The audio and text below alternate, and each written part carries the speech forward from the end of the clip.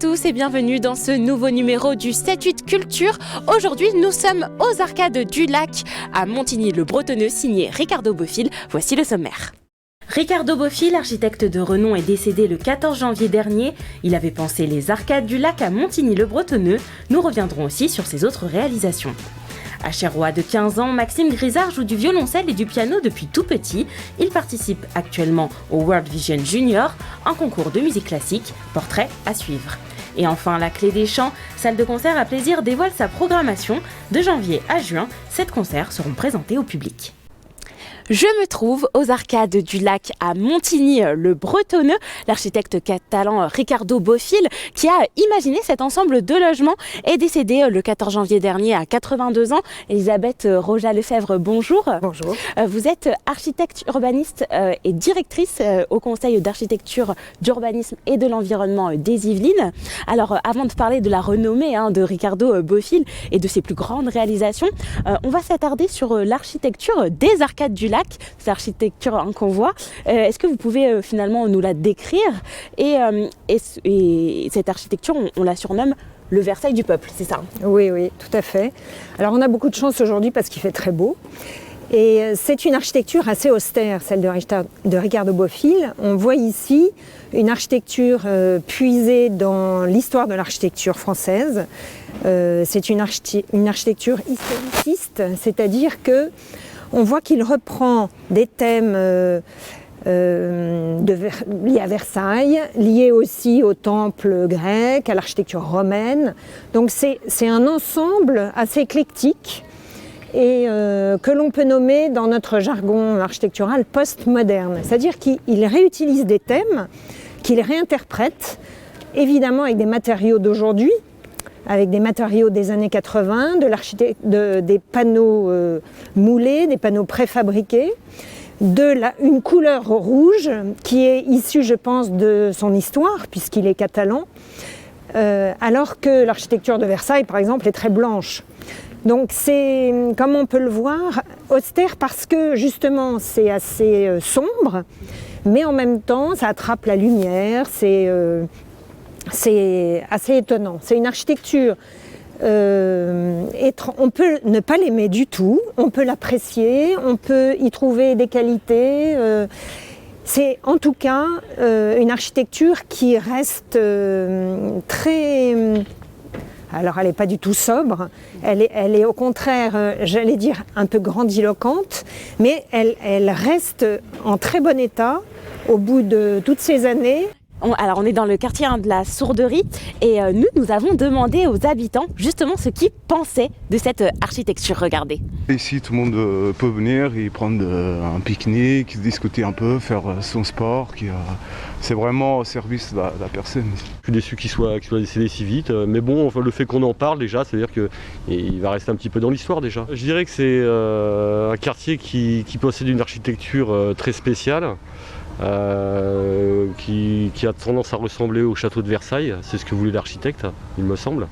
Et ce qui est très bien, c'est que c'est beaucoup visité, c'est très agréable à vivre, c'est très calme. Avec la pièce d'eau à côté, on a plein d'oiseaux migrateurs. C'est un quartier très très calme, très familial. En fait, on a l'avantage que ce soit complètement piéton, donc du coup, pour les enfants, c'est idéal. C'était le meilleur rapport qualité-prix, il y avait beaucoup d'habitabilité à l'intérieur, beaucoup d'espace. L'extérieur nous plaisait moyennement, mais l'intérieur était vraiment spacieux, donc c'est ça qui nous a attirés.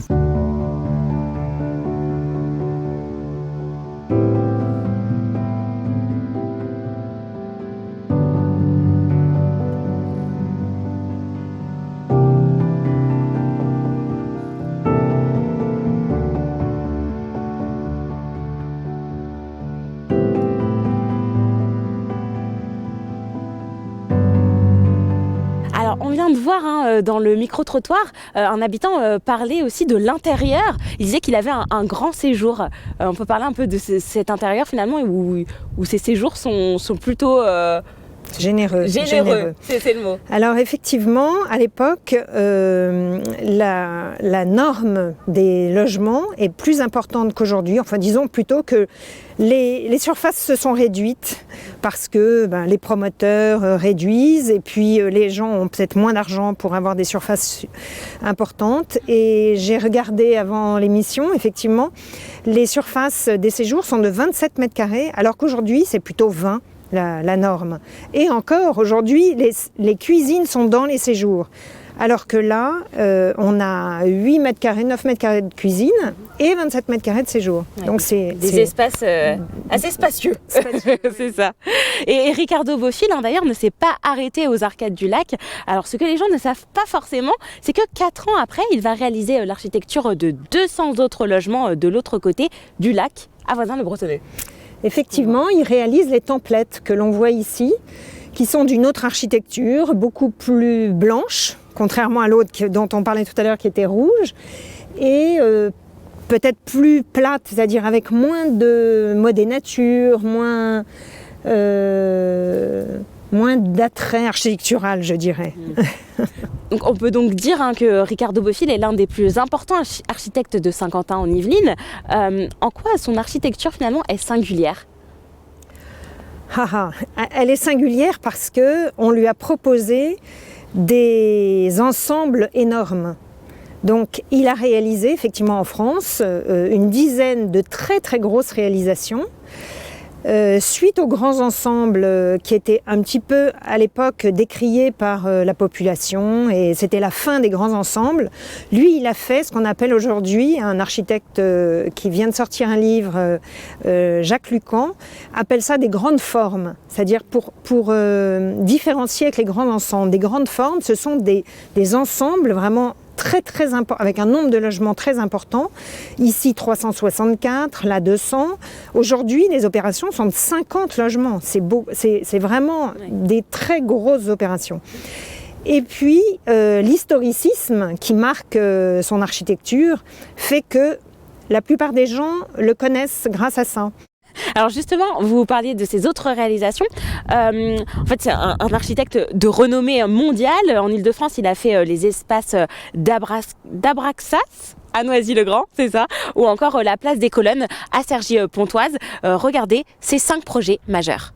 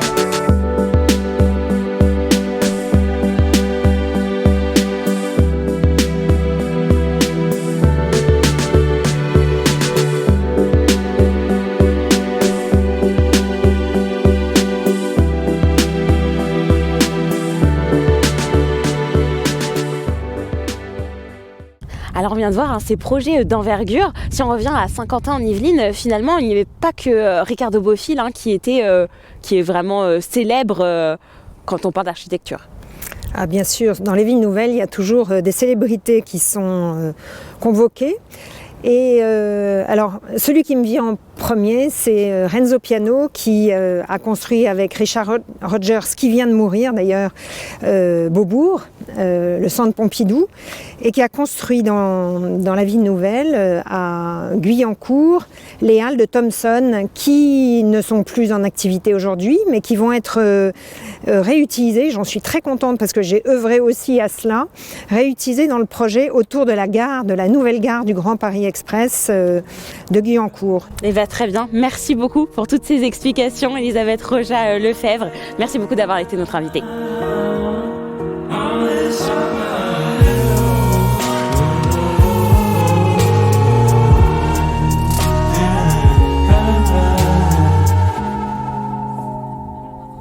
Et on ouvre ouvre une page musicale à présent. Maxime Grisard, un jeune Acherois de 15 ans, joue du violoncelle et du piano depuis son plus jeune âge.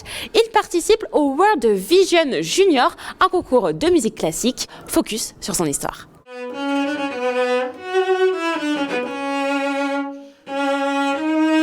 Je m'appelle Maxime Grisard, j'ai 15 ans et je joue du violoncelle et du piano.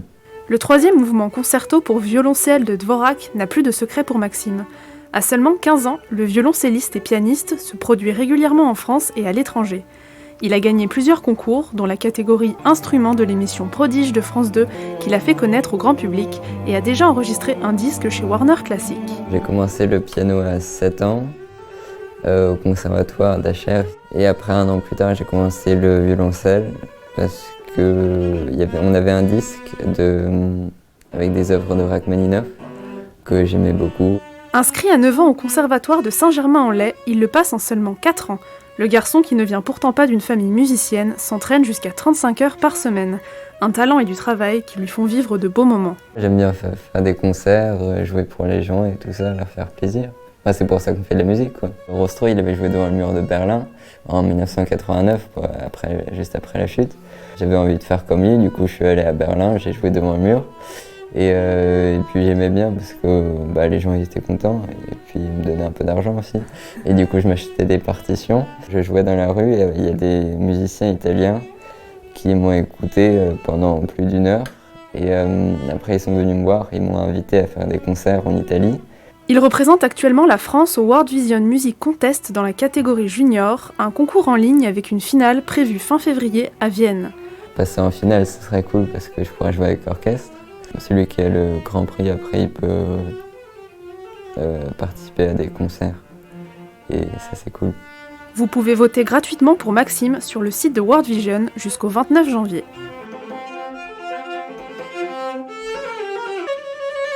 D'autres spectacles sont aussi à découvrir. À l'Auditorium de la Batterie, un groupe franco-argentin revisite le répertoire d'Astor Piazzolla à l'occasion de son centenaire. Si vous êtes un amateur de tango, Piazzolla 2021 est à voir sur la scène samedi 29 janvier à 20h30.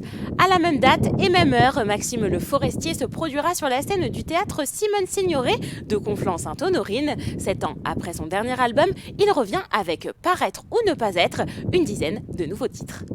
La Clé des Champs, salle de concert à plaisir, dévoile sa programmation. De janvier à juin, 7 concerts sont présentés au public. Le premier révèle le chanteur kurde Ruslan Filistek dans le cadre du festival Au fil des voix dimanche 30 janvier. On en parle avec Frédéric Poletto, le directeur de La Clé des Champs.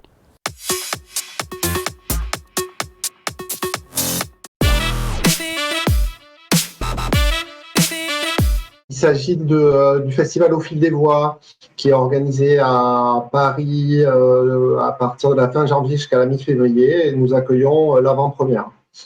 Nous avons noué un partenariat avec ce festival pour accueillir de beaux artistes, musique du monde. Là, en l'occurrence, nous recevrons un artiste kurde à la Clé des Champs en configuration assise.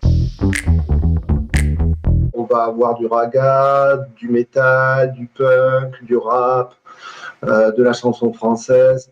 Donc voilà, on va dans plusieurs directions tout en gardant une identité qu'on va essayer de développer au fur et à mesure.